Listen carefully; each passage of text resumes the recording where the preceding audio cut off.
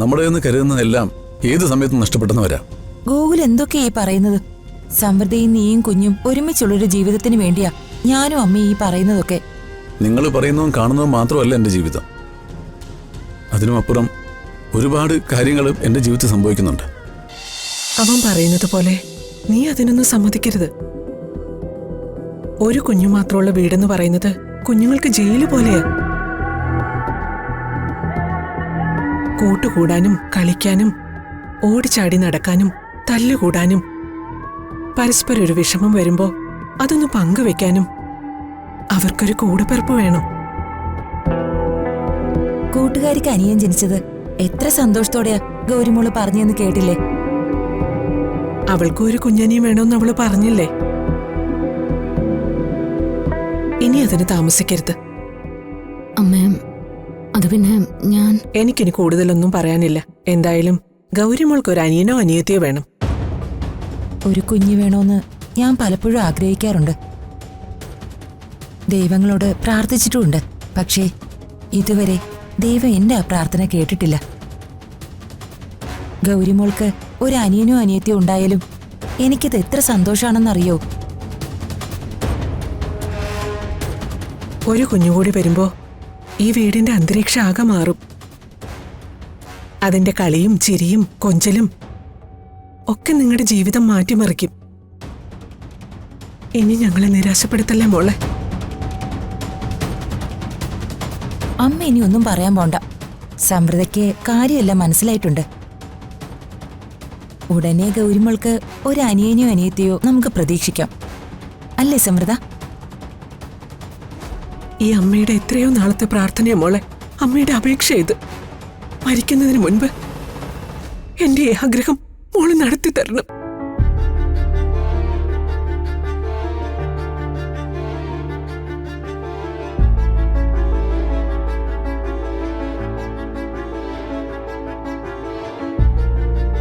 ഈശ്വര, ഇവരെന്തൊക്കെയാ പറയുന്നേ?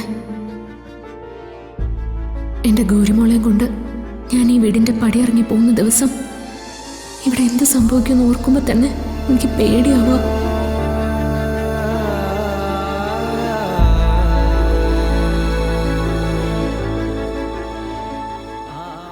കാര്യങ്ങളൊക്കെ ഗീതമ്മ പറഞ്ഞു കൊടുത്തില്ലേ? ഞാൻ പറഞ്ഞു. പക്ഷെ മുതലാളിയല്ലേ വിശദമായിട്ട് പറയേണ്ടത്. കുട്ടി എന്തു പറയുന്നു? ഞാനെന്താ സാർ ഇപ്പൊ പറയുന്നേ? സത്യം പറഞ്ഞാ എനിക്കൊന്നും മനസ്സിലായില്ല. ഇതിൽ ഇത്രയ്ക്ക് മനസ്സിലാക്കാനൊന്നുമില്ല. ഇത് സോഷ്യൽ മീഡിയയുടെ കാലമാണെന്ന് കുട്ടിക്കറിയാലോ. ആ, അതൊക്കെ അറിയാം. സോഷ്യൽ മീഡിയയിൽ നമ്മളൊരു പുതിയ പരസ്യ പ്രചരണം നടത്താൻ പോവാ. ആതിരയുടെ ഈ സൗന്ദര്യം നമ്മുടെ കമ്പനിക്ക് വേണ്ടി ഉപയോഗിക്കണം. എനിക്ക് മനസ്സിലായില്ല സാർ. വേറൊന്നുമല്ല, നമ്മുടെ കമ്പനിയുടെ ബ്രാൻഡ് അംബാസഡറും മോഡലും ഒക്കെ ഇനി ആതിരയായിരിക്കും. അയ്യോ, എനിക്കതൊന്നും പറ്റില്ല. ഞാനിതുവരെ ഒരിടത്തും അഭിനയിച്ചിട്ടുമില്ല. ഇതിനങ്ങനെ വലിയ അഭിനയം കാഴ്ചവെക്കേണ്ട കാര്യമൊന്നുമില്ല. 2-3 ഫോട്ടോകൾ അത്രയും മതിനേ. സോഷ്യൽ മീഡിയയിൽ മുഴുവൻ പൊന്നണിഞ്ഞ് പട്ടുസാരി ഉടുത്ത് കനകനിധി ഫിനാൻസിന്റെ മുഖമായി വിലസാൻ പോകുന്നത് ആതിരയായിരിക്കും. എന്റെ ദൈവമേ, എന്തൊരു ഭാഗ്യം ഇത്. ആതിരെ, നിനക്ക് ലോട്ടറി അടിച്ചു എന്ന് വേണം കരുതാൻ.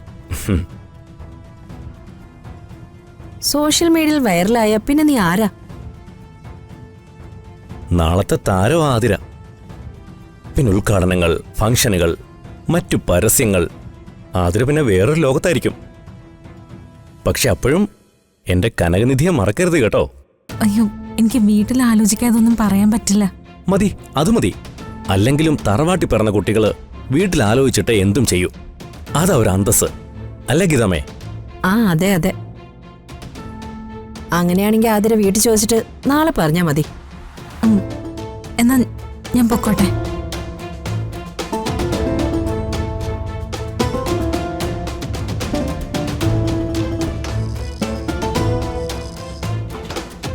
സമ്മതിപ്പിക്കണം. അത് ഞാൻ ഏറ്റു.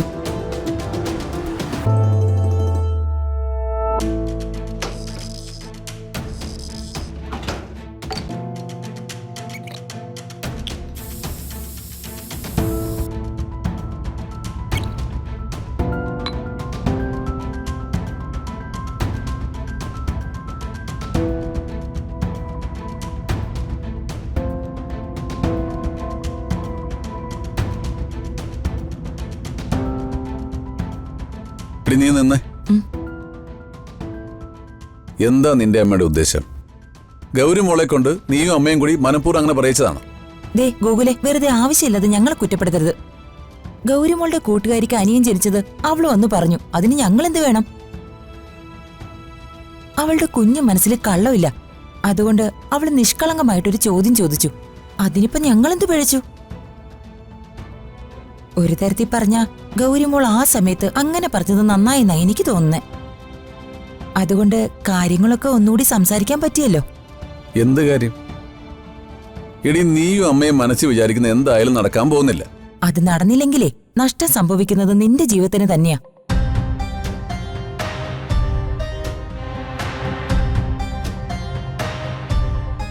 ദേ, ഒരു കാര്യം ഞാൻ നിന്നോട് പറയാം. നിങ്ങൾക്ക് രണ്ടുപേർക്കും കൂടി ഒരു കുഞ്ഞ് ജനിച്ചില്ലെങ്കിൽ ഓർമ്മ തിരിച്ചു കിട്ടുമ്പോ അവൾ അവളുടെ പാട്ടിന് പോയെന്ന് വരും. ശിശിര, വേണ്ട. ഇതിനെക്കുറിച്ചുള്ള സംസാരം നമുക്ക് ഇവിടെ അവസാനിപ്പിക്കാം. തൽക്കാലം ഞങ്ങൾ രണ്ടാമതൊരു കുഞ്ഞിനെ കുറിച്ച് ആലോചിക്കുന്നില്ല. ഓർമ്മ തിരിച്ചു വരുമ്പോ സ്വന്തം കുഞ്ഞല്ല ഗൗരിമോളെന്ന് അവള് തിരിച്ചറിയില്ലേ? ആ സമയത്ത് അവൾക്ക് ഗൗരിമോളോടുള്ള സ്നേഹം കുറഞ്ഞുപോയാൽ നിന്നെയും ഗൗരിമോളെ ഉപേക്ഷിച്ച് അവൾ പഴയ ജീവിതം അന്വേഷിച്ചു പോകില്ലെന്ന് നിനക്കെന്തെങ്കിലും ഉറപ്പുണ്ടോ? അതിനെക്കുറിച്ചൊന്നും ഞാനിപ്പോ ചിന്തിക്കുന്നില്ല. ചിന്തിക്കണം. അമ്മയും ഞാനും കൂടി അവളോട് കാര്യങ്ങളൊക്കെ കൃത്യമായിട്ട് പറഞ്ഞിട്ടുണ്ട്. എന്ത് കാര്യം? ഗൗരിമോൾക്ക് ഒരു അനിയനോ അനിയത്തിയോ ഉടനെ തന്നെ വേണമെന്നുള്ള കാര്യം. ഏകദേശം അവള് സമ്മതിച്ച മട്ടാ. അങ്ങനെ അവൾ നിങ്ങളോട് പറഞ്ഞോ? അങ്ങനെ വ്യക്തമായിട്ടൊന്നും പറഞ്ഞില്ല. എന്നാലും കാര്യങ്ങളൊക്കെ അവൾക്ക് മനസ്സിലായിട്ടുണ്ട്. ബാക്കിയെല്ലാം ഇനി നിന്റെ കയ്യിലാ. ഇതിൽ കൂടുതലൊന്നും പറഞ്ഞുതരാൻ എന്നെക്കൊണ്ട് പറ്റില്ല.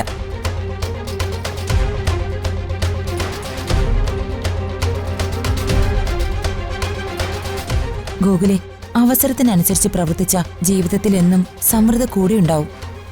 ഇല്ലെങ്കിലേ അവൾക്ക് ഓർമ്മ തിരിച്ചു കിട്ടിക്കഴിഞ്ഞാ പിന്നെ നീയും മോളും ഒറ്റയ്ക്കാവും. ഞാൻ പറഞ്ഞില്ലെന്ന് വേണ്ട. എടി, അങ്ങനെ സംഭവിക്കുന്നെങ്കിൽ സംഭവിക്കട്ടെ. ജീവിതം നീ വിചാരിക്കുന്ന പോലെ നമ്മൾ വരയ്ക്കുന്ന മാപ്പ് നോക്കിയല്ല സഞ്ചരിക്കുന്നത്. അതിന് അതിൻ്റെതായ വഴികളുണ്ട്. ആ വഴിയിൽ എന്തായാലും നമ്മൾ പോയേ പറ്റൂ. ചിലപ്പോ നമ്മുടെ നിന്ന് കരുതുന്നതെല്ലാം ഏത് സമയത്തും നഷ്ടപ്പെട്ടെന്ന് വരാം. ഗോകുൽ എന്തൊക്കെയാ ഈ പറയുന്നത്? സമൃദ്ധിയും നീയും കുഞ്ഞും ഒരുമിച്ചുള്ളൊരു ജീവിതത്തിന് വേണ്ടിയാ ഞാനും അമ്മയും ഈ പറയുന്നതൊക്കെ. നിങ്ങൾ പറയുന്നതും കാണുന്നതും മാത്രമല്ല എൻ്റെ ജീവിതം. അതിനുമപ്പുറം ഒരുപാട് കാര്യങ്ങൾ എൻ്റെ ജീവിതത്തിൽ സംഭവിക്കുന്നുണ്ട്.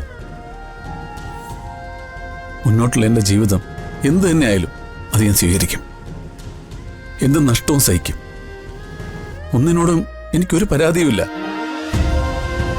അനുഭവിച്ചതിനേക്കാൾ വലിയ ഒരു കൊടുങ്കാറ്റും ഇനി വരാനുമില്ല.